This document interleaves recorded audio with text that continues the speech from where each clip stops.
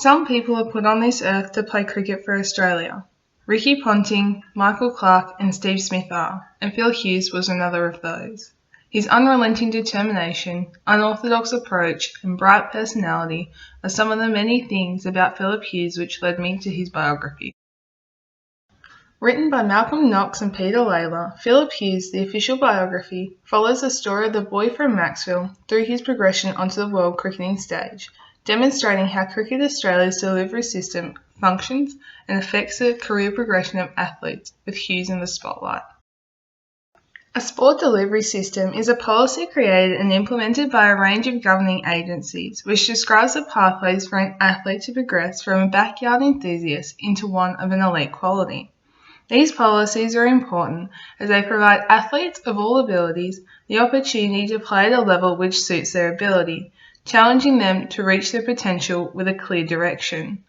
With this in mind, the examination of these systems through critical analysis ensures that all players are continuously provided with developmental opportunities. In this vodcast, we'll be exploring how the sport delivery system allowed Hughes to progress from an excitable young cricket player to a household name. At each new phase in Phillip's cricketing career, we will analyse how the agencies involved impacted upon his development and representative career.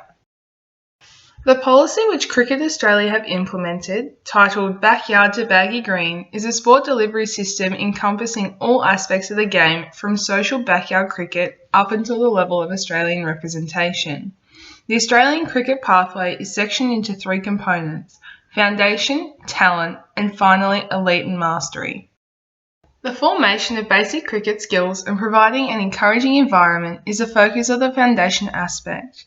Growing up in the small town of Maxville, cricket was a dominant sport, and Phillip quickly excelled, playing in the Maxville ex-servicemen's first grade side at the age of 12.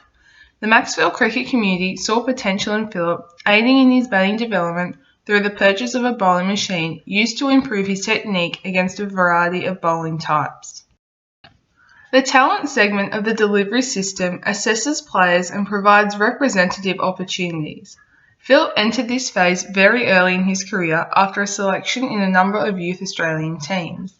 In 2006, it was decided that for Phillip to continue his progression, he would need to move to the city.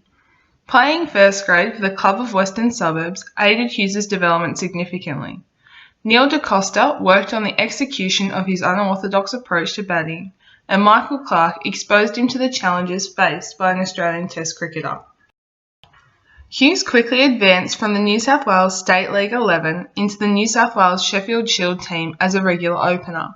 His outstanding performances at this level soon caught the attention of Australian selectors, and Hughes was selected in the Australia A team in 2008. Throughout this phase, Hughes' development can be attributed to many agencies. As his goal was to eventually become a Test cricketer, West provided the much-needed boost in gaining experience and access to these facilities.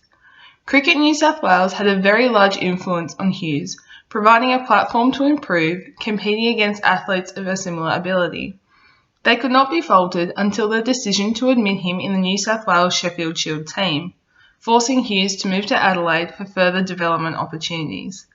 Cricket South Australia offered Phillip a fresh start as well as an opportunity to focus solely on his cricket through the financial support of a 3-year contract. After his debut in 2009, Phillip Hughes entered the elite level as an Australian Test player. Similar to others, Phillip would constantly be in and out of the Test team and was forced to return to lower grades, dominating that form of the game.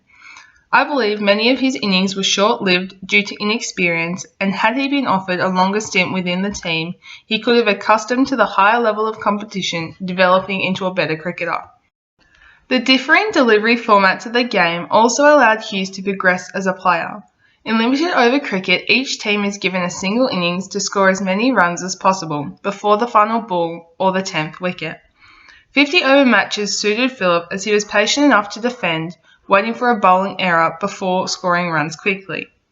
As 2020 games were introduced, Phillip was forced to develop his attack and increase his run rate. Test cricket, usually played in a 5-day unlimited over setting, was a great source of development as Phillip faced a number of different bowling styles and could attack or defend depending on the bowling. The authors of this biography appear to have a sound understanding of the sport delivery systems, inserting their beliefs on how each organisation had assisted Phillip through their use of tone and quotations taken from interviews with those who experienced these situations with him. This can be seen when discussing Phillip's omission in the Australian Test team. Cricket Australia were focused on winning tests rather than developing young potentials to boost future Test teams. The authors use Michael Hussey on page 200 to explain how this would affect both Hughes and the Australian Test team from an insider's perspective. The boy from Maxville was determined to succeed and did whatever possible to ensure that he was constantly developing as a player, moving many times seeking these opportunities. Throughout his career, Hughes would come in contact with many agencies. His biography suggests lower order agencies, such as West and Maxville, would do all they could to ensure Hughes continued to develop as a player.